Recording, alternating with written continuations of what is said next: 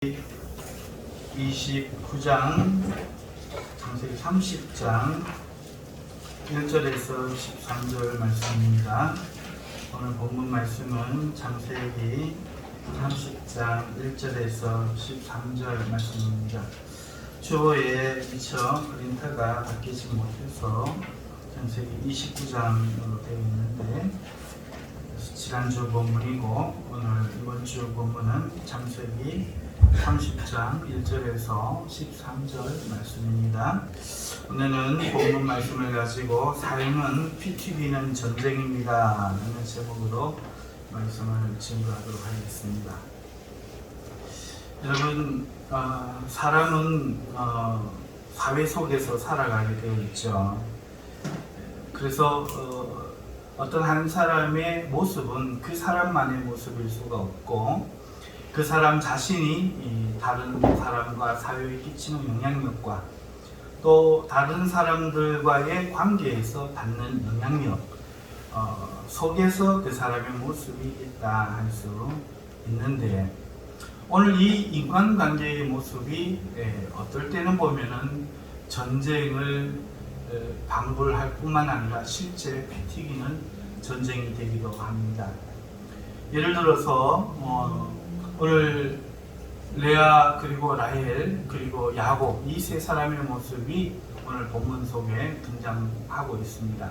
그러나 오늘 우리가 본 것처럼 아름답지는 못한 모습이고, 이런 내용이 과연 성경 거룩한 책에 기록될 만한 가치가 있는 것인지, 안 믿는 사람들은 이런 본문을 보면서 차마 동의하기가 어려울 줄 생각이 됩니다.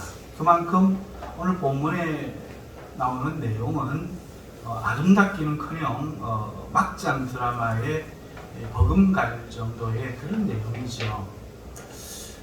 다시 우리 세상으로 눈을 조금 돌려서 세상에서 우리가 살아갈 때에 오늘 우리는 내 자신만 가지고 내 모습을 정의할 수 없이 상대와 다른 타인과의 관계 속에서 내 모습이 나타나기 때문에 뜻을 달리하는 사람들과 우리가 어떤 의미로서든 갈등할 수밖에 없어요.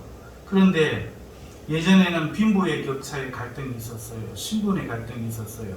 그런데 지금은 이념의 갈등이 있고, 지금은 동서의 갈등이 있어요. 호남, 영남, 이로 말할 수 없는 갈등이 지금 사회에 존재합니다. 그래서 실제로 이것으로 인해서 전쟁이 일어났고요. 현재도 진행형이죠. 자유 진영과 공산주의 진영의 전쟁이 지금 진행 중이죠. 최근에 이제 발단이 되는 것은 대만입니다. 우리나라 정세와도 무관하지 않은데, 이 중국이 대만에 대해서 대단히 아프게 느끼고 있기 때문에 대만을 다시 중국에 복속시키려고 하는 그런 움직임을 무력적으로 행하려고 시도하고 있고, 그리고 이것을 견제하려고 하는 미국에 대항하여 미국이 만일 그렇게 했다가는 돌이킬 수 없는 피해를 입을 것이다 라고 경고하고 나섰습니다. 전쟁에 승리는 해도 승리할 수는 있겠지요. 중국에 승리할 수는 있겠지요.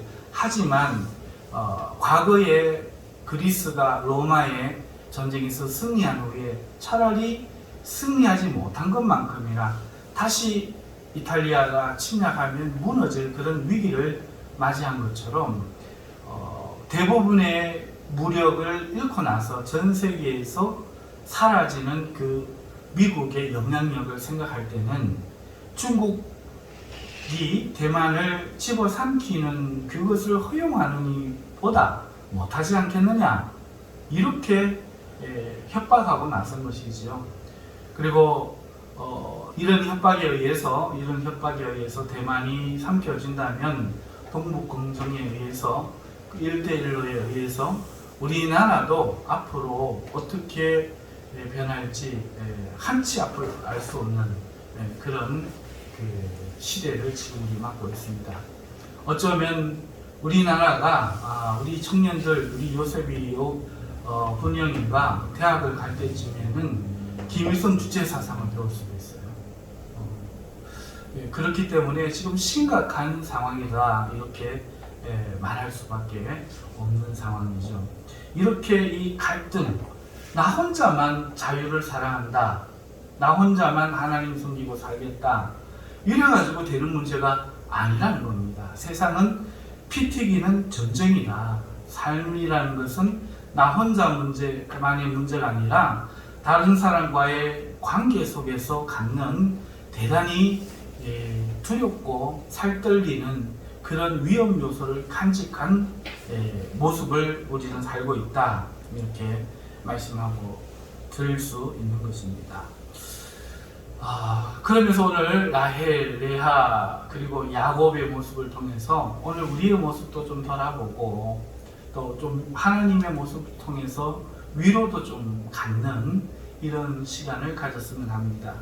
제목이 삶은 피 튀기는 전쟁입니다 했다고 해서 아주 불안한 말씀을 드리려고 하는 것이 아니라 이런 속에서 어떻게 하나님이 세상에 위로가 되시고 힘이 되어주시고 또 꿈을 주시고 평화를 주시는지를 오늘 살펴보고자 하는 것입니다.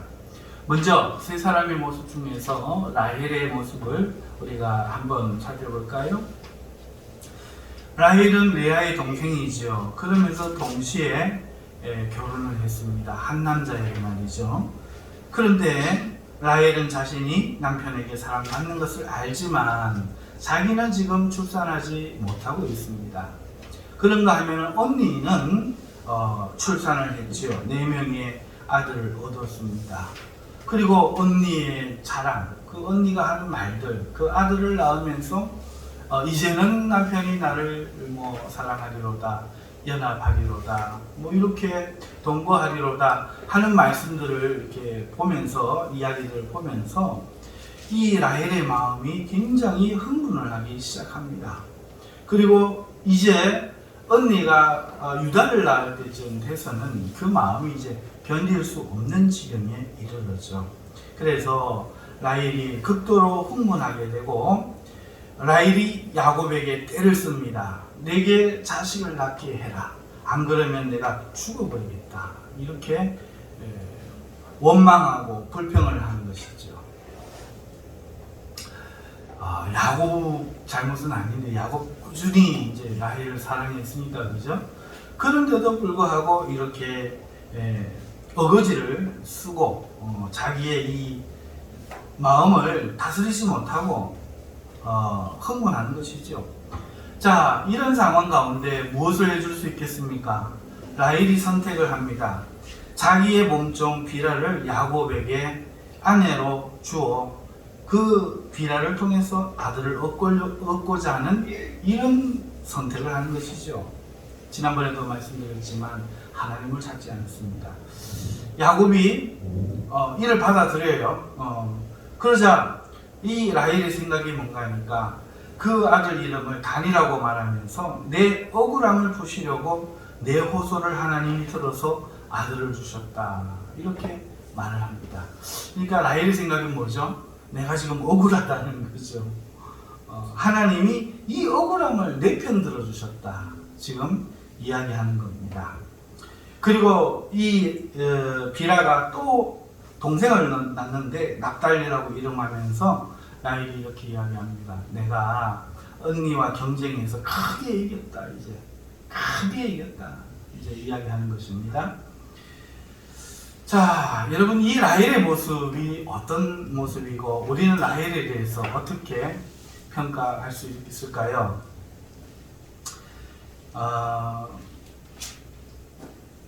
여러분 라헬은 언니와 자매잖아요. 그렇죠?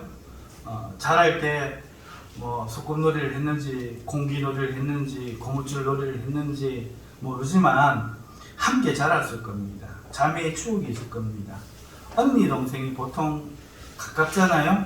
그런데 자매라는 관계가 남편을 둔 한 남편을 둔 아내라는 이 경쟁의 관계가 되자 자매라는 관계는 사라져 버립니다.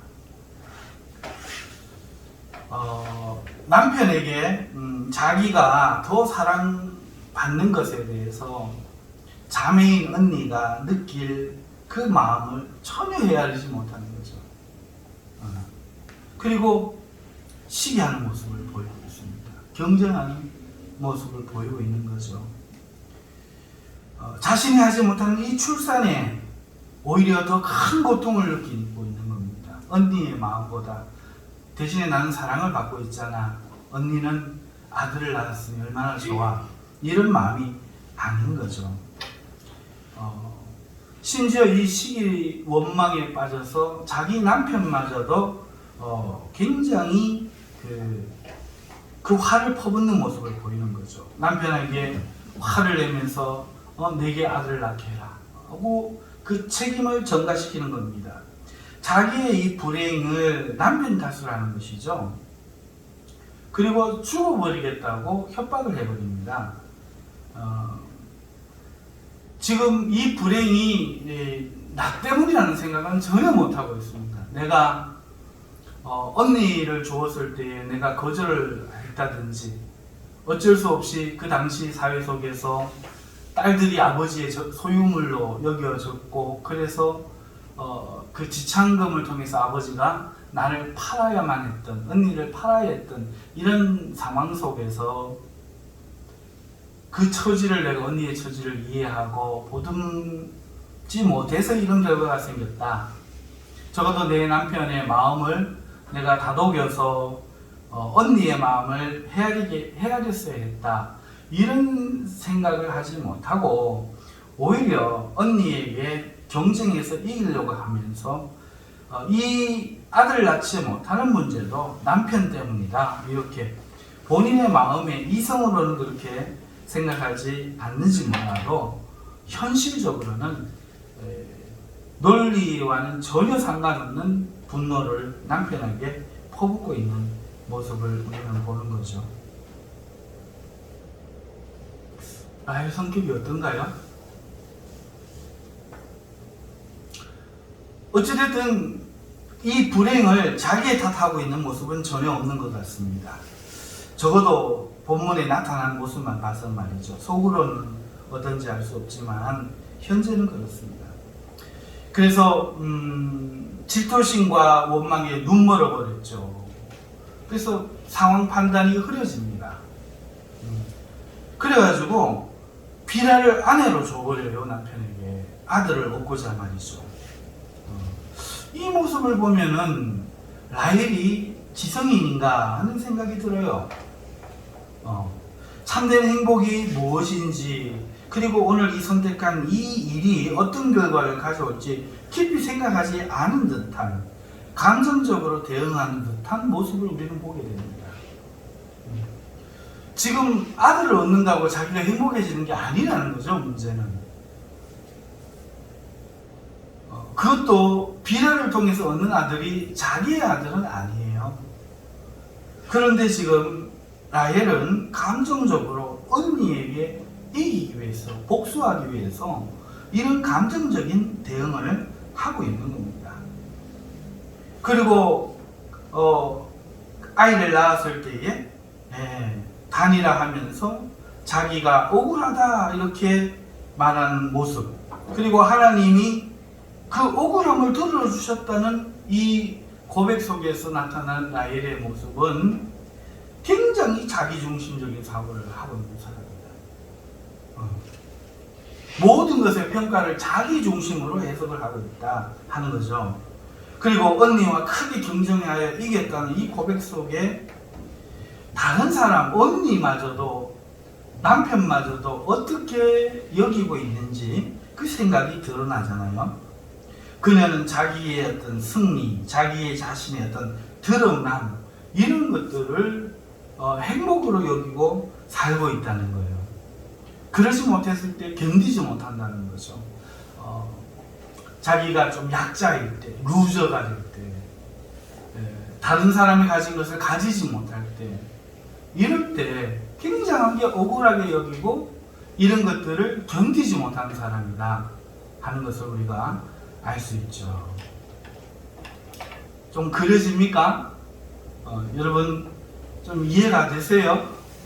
이 억지 추측 같아 보이십니까? 따라오고 있나요? 네.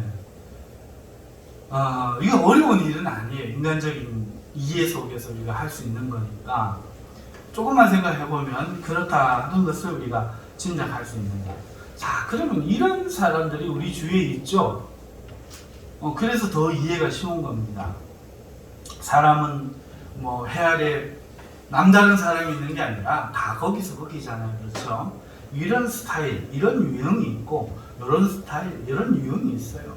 그래서 뭐 한 4가지 스타일 크게 분류하면 거기서 잘 안 벗어나요. 거기서 약간씩 변하게 있어서 껴있거나 좀 더 강하거나 뭐 이 정도지 거의 뭐 장경동 목사님 좋아하는 4박자 정도 돼버리면 거의 뭐 그 안에 포함이 되는 것 같아요. 자, 그러면 이 사람들, 이 4가지 스타일 혹은 오늘 라헬과 같은 스타일 사람들이 존재하게 되는데 왜 그런 사람은 그렇게 되었느냐 우리 늘 궁금하잖아요. 그렇잖아요. 자, 그러면 오늘 라헬은 왜 이랬을까? 라헬은 왜 이런 사람이 되었을까? 그 이유를 알아야 돼요. 내가 이렇게 자신이 살아가다 보면은 자기도 못 참고 이상하게 뚜껑이 열린다고 하죠. 못 참고 폭발해버리는 그 약한 부분이 있어요. 그런데 그 약한 부분을 과거의 삶을 짚어서 어린 시절로 돌아가 보면 반드시 이유가 있다는 거죠. 누구의 평가에 연연한다든지 이런 사람은 과거에 가보면은 가장 인정받고 사랑받고 싶어 했던 사람에게 실망감을 줬던 어떤 상처가 그렇게 만든다든지 또 어렸을 때 가난하게 산 사람은 돈에 대해서 굉장히 집착을 하는 거죠. 그러면서 돈을 놓지 못하는 그런 모습들은 다 이유가 있는데 오늘 이 라헬도 그런 이유가 있다는 겁니다.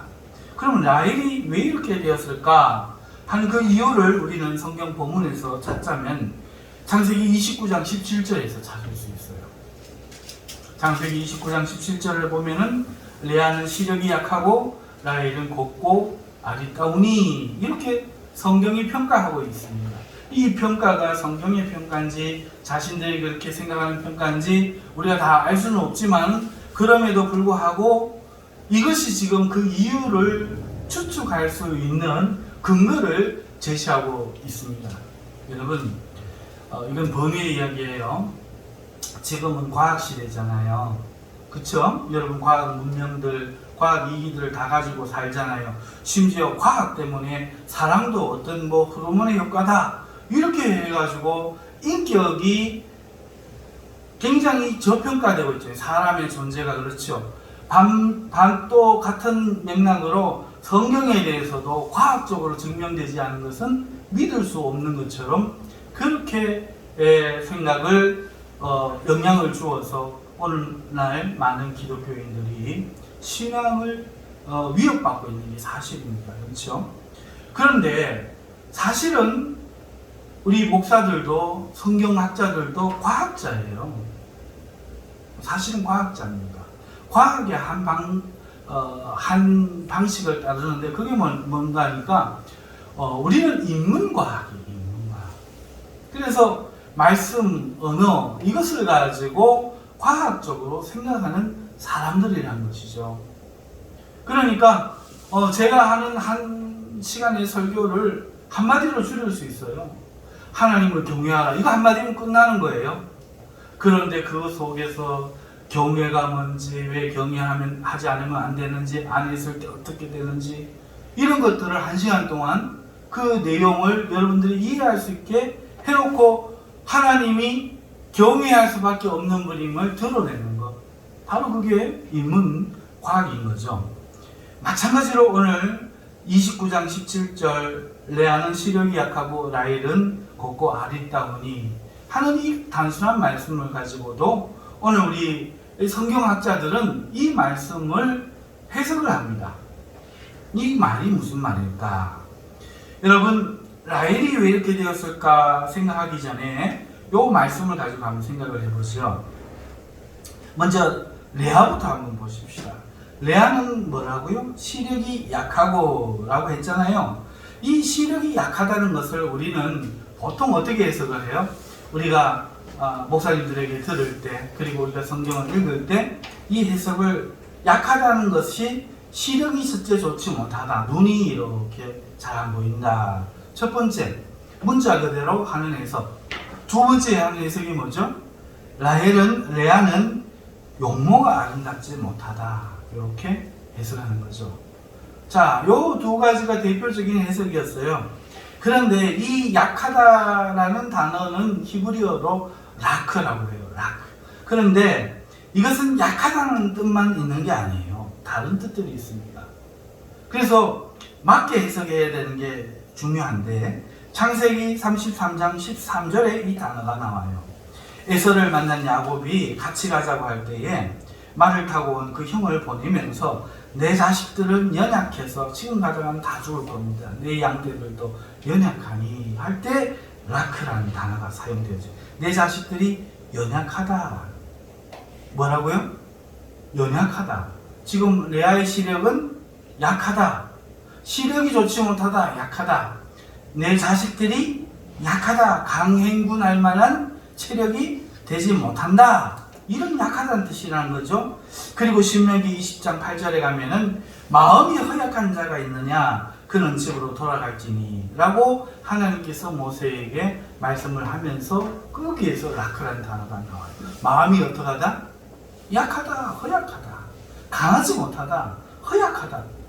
무슨 말인지 알겠죠? 시력이 좋지 못하다 하고 조금 다른 거예요. 시력이 약하다 할 때는 좋지 못하다, 약하다는 뜻도 되지만 같은 이 약하다를 마음에 쓸 때는 마음이 강하지 않다, 심약하다 하는 것이죠.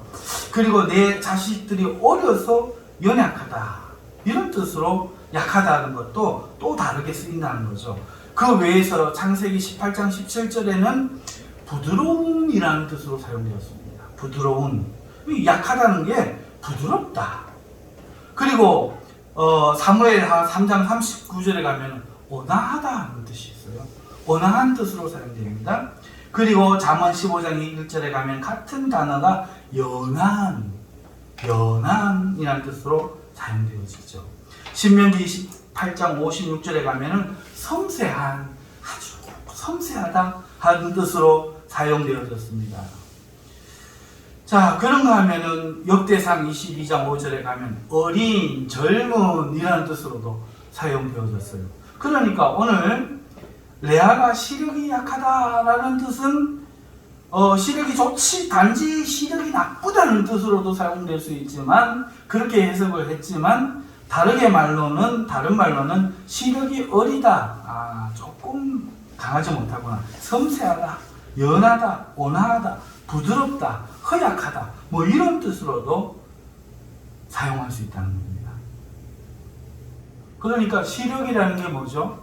눈 자체를 이야기하지만 시력, 보는 힘이잖아요. 그러니까 무언가를 볼 때 그 보는 그의 마음이 부드럽다, 온화하다, 섬세하다, 연하다, 어리다, 허약하다, 여러 가지 뜻 중에 하나를 취할 수가 있는 거죠. 이렇게 해석이 가능한 겁니다. 그러므로 레아가 시력이 약하다는 뜻을 레아의 마음이 섬세하고 부드럽고 여리다, 이렇게 해석도 가능하다는 거예요.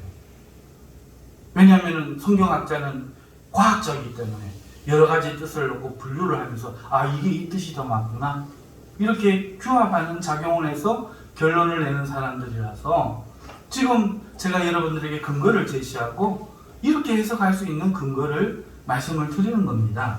자, 그렇게 볼 때 성경이 해석이 아니라 단지 라크라는 단어를 우리나라 말로 해석해서 시력이 약하다, 그것을 그냥 시력이 나쁘다 했지만 그의 사물을 봐는 세상을 대하는 그 마음이 섬세하고 부드럽고 여리다, 온화하다, 이렇게 해석할 수도 있다는 거죠. 자, 그러면 그렇게 해석을 했다면 이러한 것을 뒷받침해 줄 만한 정황이 있느냐, 이것도 또 증거가 되어야 되죠.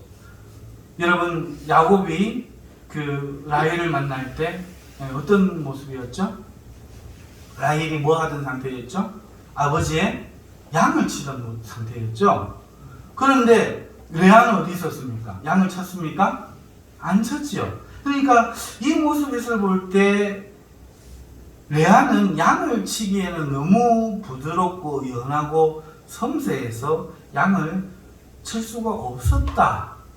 이런 짐작도 가능한 것이죠. 집안일은 할 수 있을지 모르지만 양치고 양을 밖으로 몰고 나가서 늑대와 싸우고 다른 목자들과 싸우고 하는 이런 일을 감당하기에는 너무 어리다. 너무 약하다. 그의 생각이 너무 온화하고 섬세하다. 이렇게 해석할 수 있는 거죠. 이해가십니까? 자, 그런 반면에 그러면 라헬은 어떻게 평가되고 있습니까? 곱고 아리따우니 이렇게 평가되고 있어요. 자, 그러면 이 곱고 아리따웠다에서 이 아름답다의 뜻이 야페라는 히브리어예요. 그런데 이 야페도 아름답다라는 한 뜻만 가지고 있지 않아요. 두드러지는 다른 뜻이 하나 있는데 그것은 공정한이라는 뜻입니다. 공정한, 공정하다. 그러니까 라헬은 예쁘고 공정하다. 공정하다. 창세기 39장 6절에 가면은 요셉에 대한 이야기가 나오는데 요셉의 용모가 빼어나고 아름답다 할 때 야페가 이제 쓰였어요. 요셉의 용모가 빼어나고 남자로서 아주 빼어나게 생겼고 아름답다 하는 뜻도 해석할 수 있지만 용모가 빼어나고 남자답게 생기고 그리고 공정하다 이렇게도 해석할 수 있다는 거죠. 전도서 3장 11절에 가면은 이 야페가 또 사용되어지는데 하나님이 모든 것을 지으실 때 때를 따라 아름답게 하셨고 하나님이 모든 걸 지을 때 때에 따라서 아름답게 하셨다 이렇게 해석할 수도 있지만 때에 따라 모든 것을 공정하게 하셨다 이렇게 해석할 수도 있는 단어가 야페라는 겁니다. 그리고 창세기 4장 12절에 41장 2절에 가면 아름답고 살찐 암소 7이라는 말이 나오고 시편 48장 2절에 보면은 예루살렘의 터가 아름답다 할 때 이 야페라는 단어가 사용되어져요. 그런가 하면 이 공정한 외에도 야페라는 단어는 적절한 그리고 효과적인 할 수 있는 충분한 이런 뜻이에요. 그러니까 라헬의 용모가 곱고 아름답다 할 때 처음에 아름답다라는 단어도 있을 수 있고 그 다음에 공정하다, 라헬은 효과적이다, 할 수 있다, 충분하다, 적절하다 이런 뜻으로도 해석할 수 있다는 거죠. 그러면 라헬이 외모적으로 아름다웠다는 이런 뜻 말고도 라헬의 성격이 공정했고 라반의 딸로서 그 역할을 효과적으로 잘 소화해낼 만큼 충분히 할 수 있는 그런 사람이었다 이렇게 해석할 수 있는 거죠. 그러면 라헬이 아버지의 양을 치는 것이 딸로서 치는 것이 이해가 충분히 가는 겁니다. 그리고 오늘 본문에서 이렇게 불같이 화를 내는 이런 모습도 어느 정도는 이해가 가는 거죠. 속으로 사귀는 사람이 아니라는 거죠. 그러므로 라헬은 외모적으로 아름다웠을 수도 있지만 더하여서 성격상 자기 주관이 뚜렷하고 또 여성이라 움츠러들기보다는 정치하고 나가고 자기 집에 기여하고 공정한 것을 좋아하는 이런 그 어떤 것을 하기에 충분한 성격, 오히려 외향적이고 활달한 이런 성격, 불같이 화를 낼 수 있는 성격, 이런 성격을 말하는 것이다. 이렇게 인문학자로서 볼 수가 있는 겁니다. 단지 용모에 국한시키는 레아는 좀 못생겼고 라헬은 엄청 무지 이뻐 이 말을 성경이 하려고 하는 게 아니라 그들의 전 인격과 성격과 그 모든 것을 성경이 평가한 것인데 단지 대한민국 남자로서 목사님들이 대부분 남자잖아요. 외모를 말하는 것이라 자연스럽게 생각이 되어서 레아는 좀 안 이뻐 라헬은 엄청 이뻐. 문제는 그거야.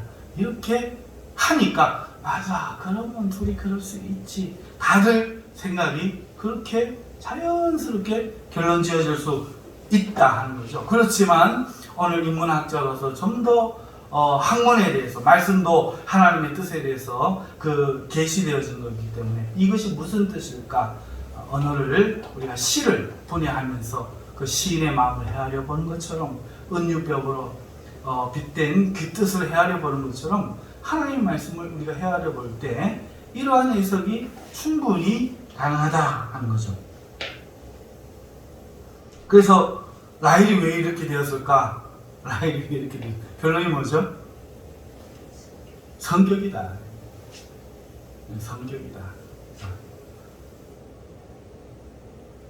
물론 그 성격에 영향을 미친 것이 있지만 적어도 이런 성격이었다. 이런 성격을 타고났고 레아의 성격이 있고 라헬의 성격이 있는데 둘이 자매지만은 극명하게 달랐다 하는 것이죠. 자, 이것이 첫 번째 우리가 바라보는 라헬의 모습입니다. 세 사람 중에. 이번에는 두 번째 레아의 모습을 한번 살펴볼까요? 자, 레아가 오늘은 주도가 아닙니다. 라헬이 주도를 하고 있어요. 이야기, 스토리의 주인공으로 막 뭔가를 능동적으로 하고 있죠. 자, 그 결과를 보면서 출산이 멈춘 이 레아가 라헬의 모습을 보고 도전을 받습니다. 남편에게 예언해서 이제는 남편이 이러다가 유다를 먹고 나서 이제는 남편도 치워버리고 하나님 보고 위로를 얻었던 이 레아. 그런데 자기 마음은 이제 담담한 잔잔한 호수가 되어버렸는데 저 라헬이 돌을 퐁당 던지네. 가만히 있으려고 하는데 나는 이기려고 하는데 저 라헬이 언니 와 이겼다 크게 이겼다 이러면서 막 돌을 막 집어 던지네. 이런 걸 경험하는 보통 성격이 또 있을 거예요. 내박자 중에 또 다른 이 내박자의 둘은 저 스타일이고 둘은 이 스타일이라고 볼 때 이 또 저 스타일 말고 여기 스타일 있는 사람들은 자기 주도적이고 자기 주관적이고 자기가 이겨야 되고 자기가 드러나야 되고 하는 저 사람들하고는 좀 다른 네가 그래도 나는 그래도 말이야 그렇게 너한테 내가 어떻게 연락하진 않았지만 말이야 이겨야지 다스려야지 이게 잔잔해졌는데 또 돌을 던지는 거야. 붕덩. 내 마음은 고요한 헛소요가 안 되는 거야. 가만히 있고 싶은데 자 이렇게 되자 레아가 반응을 보입니다. 자기도 자신의 여종 실바를 야곱에게 주고 아내로 삼고 동생처럼 적극적이고 막 외향적이고 그러진 않는데 레아도 만만찮네. 그죠? 마음이 만만찮아. 처음에는 내 남편을 동생에게 빼앗겼다 이렇게 생각을 하고 질투심에 아들을 그렇게 공격하기보다는 나를 발전시키는 형으로 내가 아들을 얻음으로써 동생보다 나은 여자, 사랑받는 여자로 남고 싶은 자기 발전형이라는 거죠. 조용하게 남하고 싸우는 대신.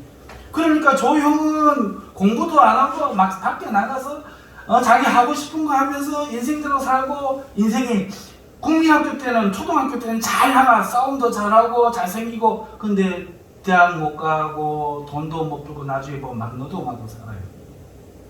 그런데 학교 다닐 때는 두들겨 맞고 공격도 못하고 말도 못하고 이렇게 하는데 열심히 엄마 말 듣고 공부했더니 매를 맞으면서 기절 죽으면서 살았더니 대학 가서는 법대를 가고 대학을 나와서는 정치를 하고 대통령이 되고 힘이 돼서 사장이 돼서 그 사람들이 자기 밑에 들어오네.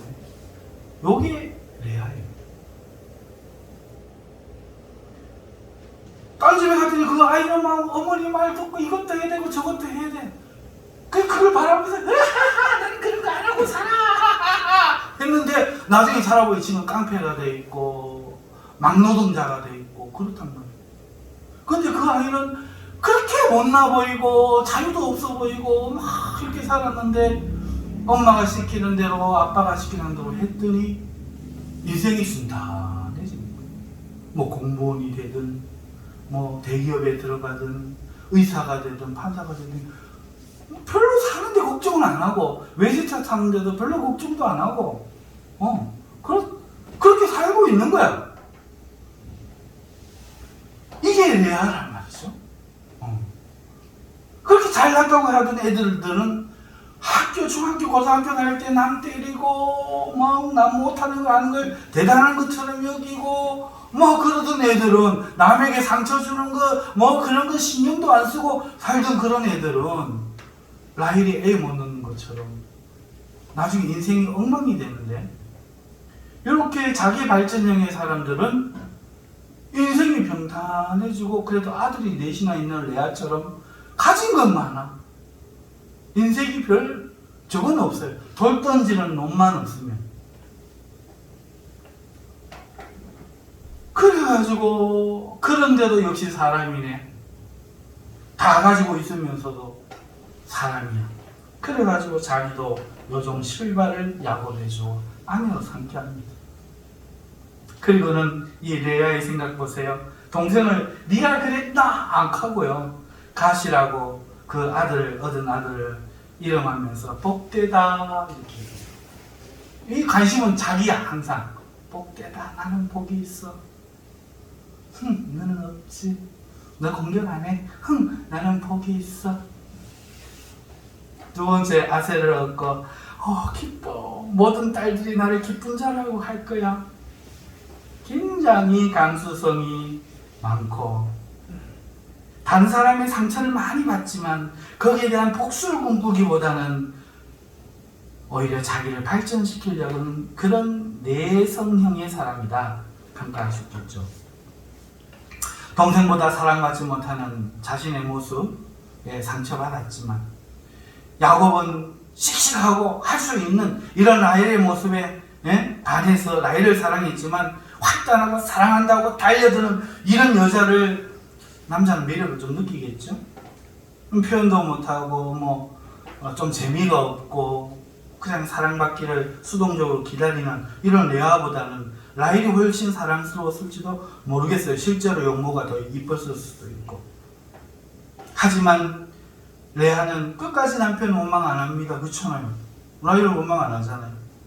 원망하고 질투하기보다는 아들을 얻었기 때문에 사랑받을 걸 그냥 기대하는 성격이죠. 그러면서 자신을 위로하시는 하나님을 보게 돼요. 오히려 정신적으로 성숙해져 가는 사람들인 거죠. 그런데 동생에게 자극받자 끝났던 문제가 다시 시작되어서 실바를 아내로 주는 거죠. 레아는 부드럽고 섬세하고 온화한 성격으로 남을 공격하지는 않으나 속으로는 지기 싫어하고 질투하고 상처를 받는 속이 시커먼 사람이다. 이렇게 볼 수가 있겠죠. 어떻습니까? 이 둘 중에 하나에 속합니까? 아니면 반반 섞여 있습니까? 자, 그런 다음에 야곱의 모습이 나타나요. 야곱의 모습은 어떻습니까? 사랑하는 아내가 있고 사랑하지 않는 아내가 있는데 둘 사이를 오고 가요. 그리고 라헬을 몸종으로 라헬이 자기 몸종 비라를 아내로 줄 때 그 비라에게 또 들어가요. 또 레아가 실바를 줄 때 실바에게 또 들어가요. 야곱의 평가한다면 어떨까요? 적어도 자기 주도형의 인간은 아니다. 자기가 책임지는 인간은 아니다는 거죠. 결혼을 했다면 공정하게 아내를 사랑했어야겠죠. 첫 번째 경우에서 자기가 라헬을 사랑했는데 그날 밤에 레아가 들어왔을 때 불을 밝혀서 누군지 봤어야 된다는 거죠. 그 지능이 안 됐다면 그래서 알고도 속고 모르고 속고도 어떻게 됐든지 간에 그렇게 됐다면 적어도 공정하게 사랑해야 했다 하는 겁니다.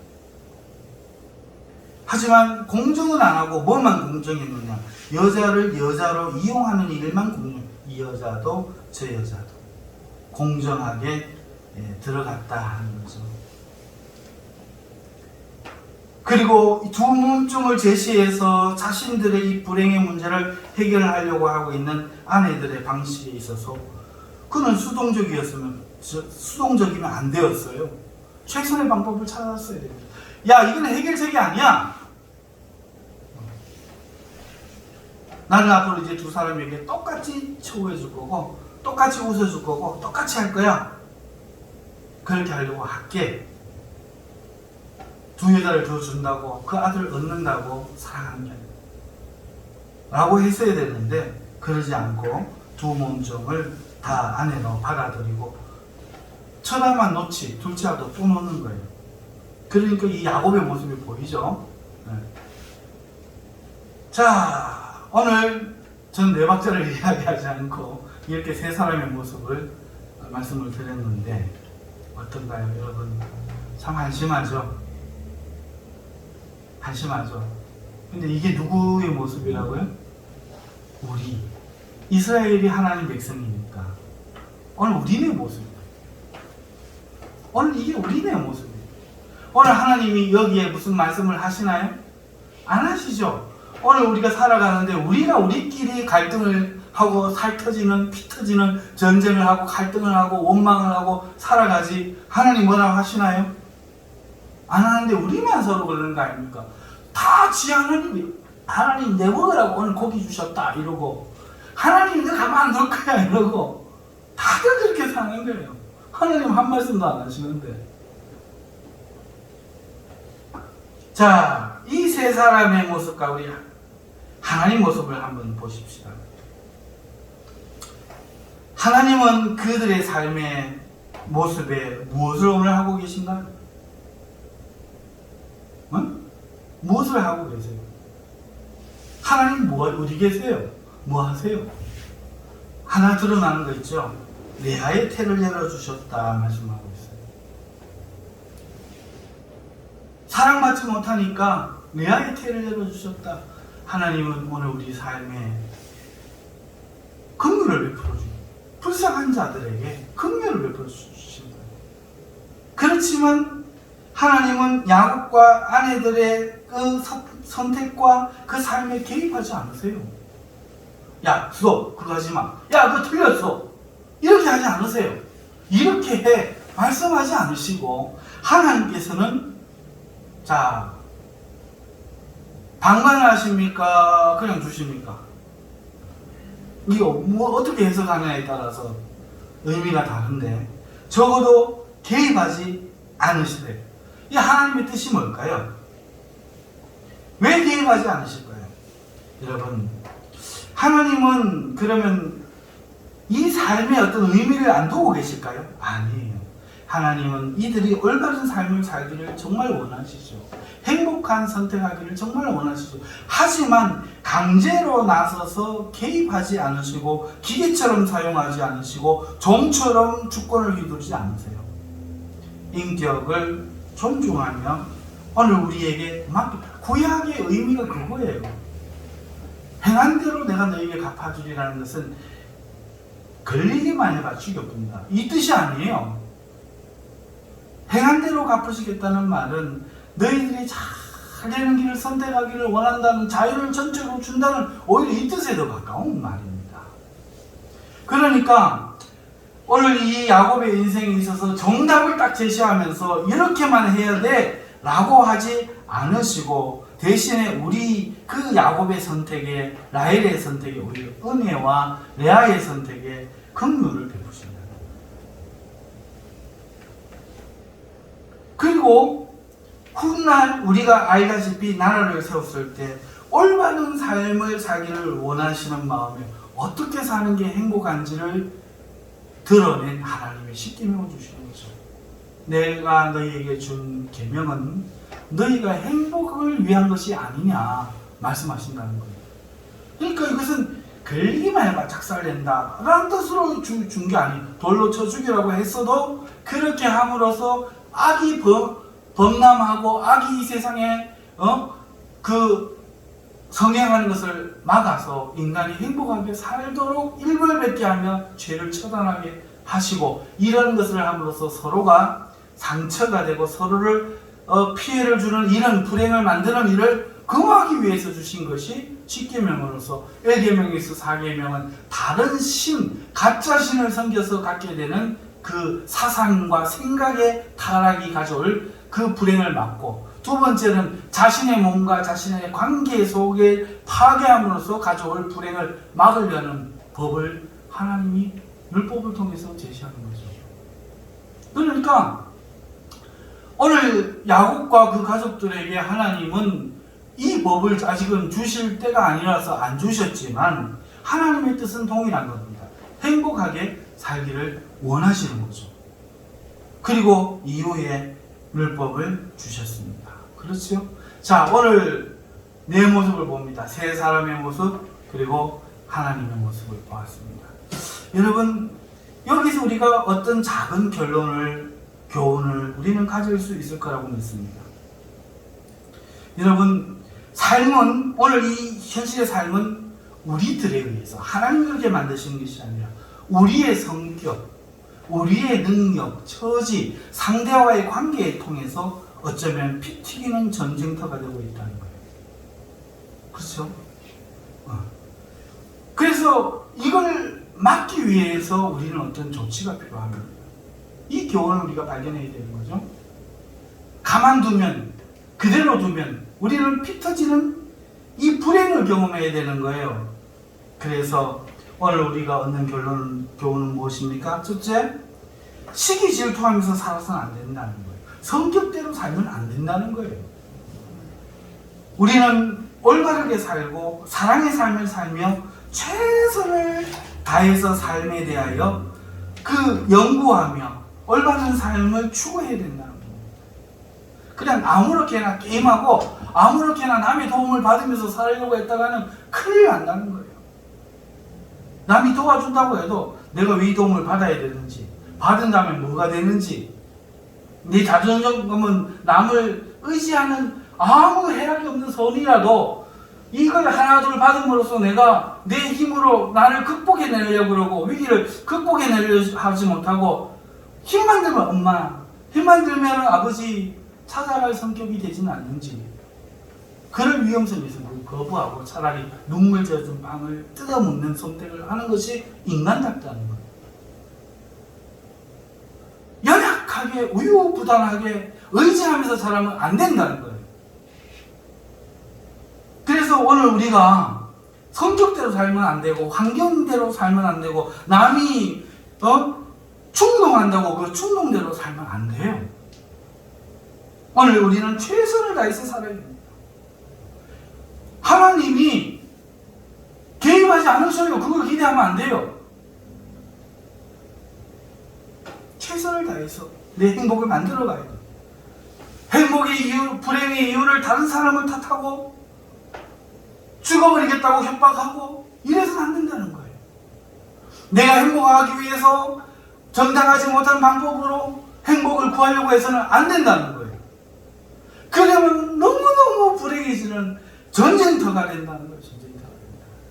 이게 우리의 첫 번째 교훈이에요. 오늘 우리의 삶을 바르게 살아야 되고 사랑의 삶을 살아야 되고 최선을 다해서 살아야 된다. 그것이 우리에게 달려있느냐, 그렇게 살아야 된다는 것이죠. 두 번째, 오늘 우리가 얻을 교훈은 뭐죠? 하나님이 오늘 우리의 삶에 그런 직접적인 개입이 없었을지라도 하나님은 은혜와 은총을 우리에게 더하신다는 걸 믿어야 된다. 은혜와 은총을 우리가 잘못된 선택을 했는 그 순간에마저도 하나님은 우리로 그 야곱과 라헬을 통해서 이스라엘을 구성한 것처럼 이런 우리를 버리지 않으시고 은혜를 베푸셔서 하나님 백성으로 삼으시며 또 오늘 우리에게 태를 열어주시는 하나님처럼 하나님이 기적으로 죽을 자를 살아나는 그런 역사를 일으키시며 구원을 베푸시는 하나님이시다. 그 은혜와 은총을 우리는 기대하며 믿어야 한다는 것입니다. 오늘 우리의 실수, 오늘 우리의 성격이 빚어낸 그런 그 결론만 우리에게 있는 것이 아니라 하나님은 우리를 사랑하셔서 개입하지는 않으셨지만 다르게 오늘 우리의 선택의 결과들이 그대로 우리에게 적용되지 않고 오히려 전화위복되어서 복을 주실 수 있는 하나님이심을 우리가 믿고 기대하며 절망하지 말아야 된다는 교훈을 우리가 얻는 거지요. 사랑하는 성도 여러분, 오늘 제목이 삶은 피 튀기는 전쟁이다. 라고 말씀을 드렸는데 왜 피 튀기는 전쟁입니까? 다른 문제가 아니라 내 자신 때문이라는 거죠. 남 탓할 거 없다는 거예요. 내 탓이라는 겁니다. 내가 문제라는 거예요. 그것이 라헬이 되었든 레아가 되었든 내가 남을 생각하지 못하고 사랑으로 품지 못하고 헤아리지 못하고 내가 내 욕심을 구하고 내가 이기려 하고 내가 승리하려고 그러고 돌던지는 거 내가 그거 영향받는 거고 그래서 내 마음을 다스리지 못해서 생기는 전쟁터라는 겁니다. 하나님이 누구의 편인 게 아니라 오늘 내 편이고 동시에 그 사람 편인데 라헬도 레아도 하나님이 내 억울함을 들어주셨다 그러고 이제 하나님이 나를 긍휼히 여기서 태를 열었으니 하고 하나님을 자신만의 하나님으로 생각하고 싸우고 있는 것처럼 오늘 우리도 어쩌면 교단끼리 그렇게 흩어져 가지고 그러고 있다는 거죠. 그러나 그것은 하나님 탓이 아니에요. 하나님이 갈려져 있는 게 아니에요. 오늘 우리의 마음이 옳지 못한 겁니다. 그러므로 오늘 우리는 삶을 최선을 다해서 살 수 있기를 바랍니다. 올바른 삶을 살 수 있기를 바랍니다. 사람을 생각하며 마음을 헤아릴 수 있는 사람이 되기를 바랍니다.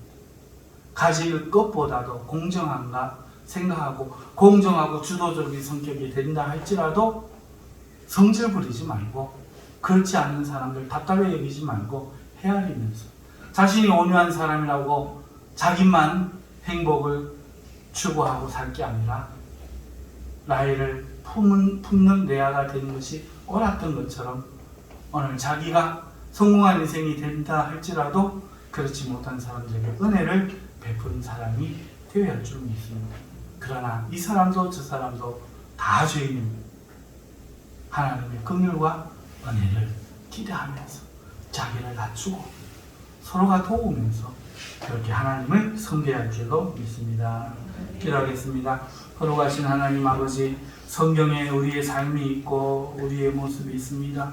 성경을 더 보면서 우리가 우리의 모습에 잘못된 것을 고치고 또 올바른 삶의 방향을 보고 깨달아 나아가기를 우리 하나님은 원하시는데 오늘 이 말씀 속에서 우리 사랑하는 성도들 희망을 발견하고 눈물을 씻고 위로를 받고 다시 한번 시작할 수 있는 그러한 용기를 얻는 믿음의 시간 되기를 간절히 소망합니다. 우리 사랑하는 성도들 각자 다른 모습으로 각자 다른 색깔을 띠고 있을지라도 아버지 한 사람 한 사람 긍휼을 베풀어 주시고 은혜를 베풀어 주셔서 모두가 하나님 안에서 승리의 사람이요 사랑하는 사람이 되게 하여 주시옵소서. 예수님의 이름으로 기도하옵나이다. 아멘.